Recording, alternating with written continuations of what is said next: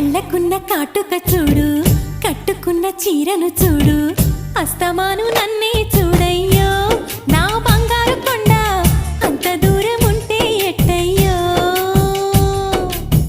చెవులకున్న దుద్దులు చూసా, ముక్కుకున్న ముక్కెర చూసా, చూడమన్నవన్నీ చూశానే. నా పువ్వుల దండ చూపకుండా ఎన్నో దాచావే.